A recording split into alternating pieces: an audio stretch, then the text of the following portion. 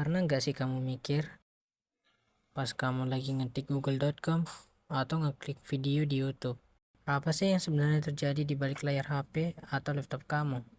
Kok bisa cuma dalam hitungan detik, gambar dan tulisan, bahkan video di server yang jaraknya ribuan kilometer di Amerika sana, bisa langsung muncul mulus di layar kamu? Kemarin, kita sudah bahas tentang hardware dan sistem operasi yang bikin satu komputer bisa menyala. Tapi, komputer yang canggih sekalipun bakal berasa kesepian dan terbatas kalau nggak ada terhubung kemana-mana. Nah, di video ini, kita bakal bongkar rahasia sistem jaringan komputer, topologi, dan gimana cara kerja internet dari nol. Kita bahas dengan analogi yang super gampang dipahami. Yuk simak sampai habis.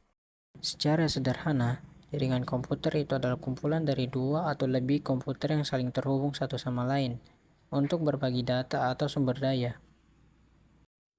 Skalanya itu dibagi-bagi, dan kamu pasti sering dengar istilah ini. Yang pertama, LAN atau Local Area Network. Ini jaringan skala kecil. Contohnya komputer-komputer di dalam satu laboratorium kampus, kantor, atau rumah kamu yang terhubung ke satu WiFi yang sama. Yang kedua, WAN atau Wide Area Network. Ini jaringan skala besar yang menghubungkan komputer antara kota, antar negara, bahkan antar benua.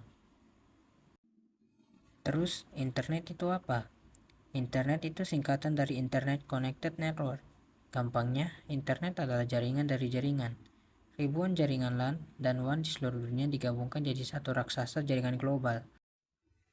Pas kamu connect ke internet, komputer kamu resmi jadi bagian dari jaringan dunia ini. Sebelum data dapat dikirim, komputer-komputer di dalam suatu jaringan perlu diatur tata letak atau struktur hubungannya.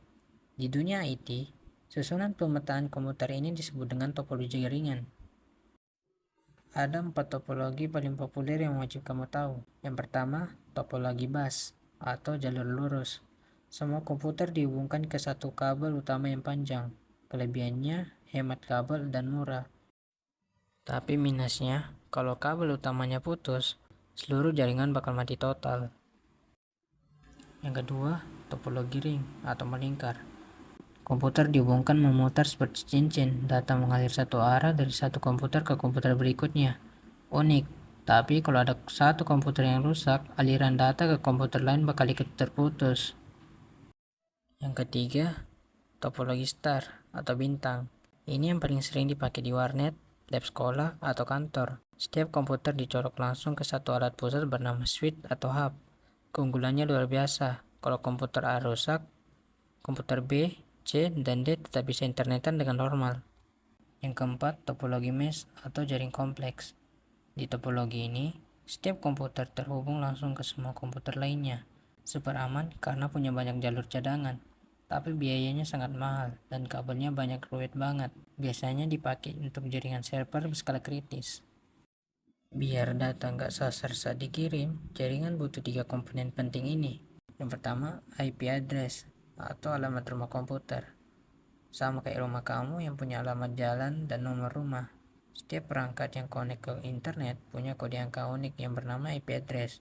Contohnya 19.2.168.1.1. Tanpa IP address, data yang dikirim gak bakal tahu harus mampir kemana.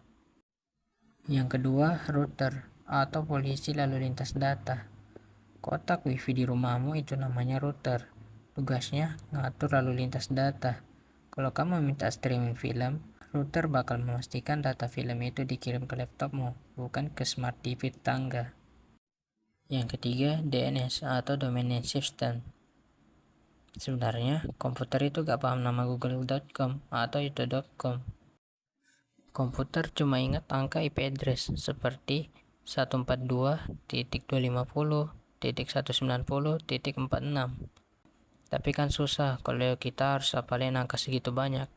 Nah, tugas DNS adalah menerjemahkan nama domain yang kita ketik menjadi angka IP address yang dimengerti komputer secara otomatis. Nah, ini bagian paling kerennya. Pas kamu klik play di video YouTube, gimana caranya data terkirim dari server ke layarmu? Pertama, data video itu nggak dikirim secara utuh dalam satu file raksasa. Oleh sistem jaringan, video itu dipecah-pecah menjadi jutaan potong kecil yang disebut paket data. Paket-paket ini lalu dikirim dalam bentuk sinyal cahaya lewat kabel fiber optik. Dan fakta menariknya, 99% data internet dunia itu ditransmisikan lewat kabel raksasa yang tertanam di samudera laut, bukan lewat satelit di angkasa.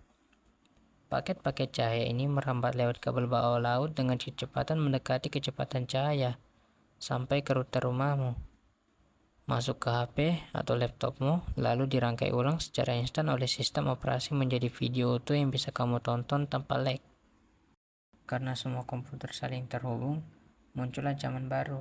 Lalu lintas data kamu bisa diintip atau dicegat di tengah jalan oleh orang jahat atau hacker. Makanya, di dunia jaringan ada teknologi HTTPS atau ikon gembok di browser. HTTPS bertugas mengenskripsi data kamu pas dikirim. Jadi, kalaupun ada hacker yang menyadap di wifi umum, maka cuma bisa lihat tulisan acak yang gak bisa dibaca. Jadi, ringkasnya, komputer kita butuh IP address sebagai alamat, topologi sebagai tata letak jalurnya, DNS sebagai penerjemah nama web, router sebagai pengatur arah, dan kabel fiber optik sebagai jalan tol pengiriman data paket. Jika kalian suka dengan video ini, jangan lupa tekan like dan subscribe. Terima kasih telah menonton dan sampai jumpa di video berikutnya.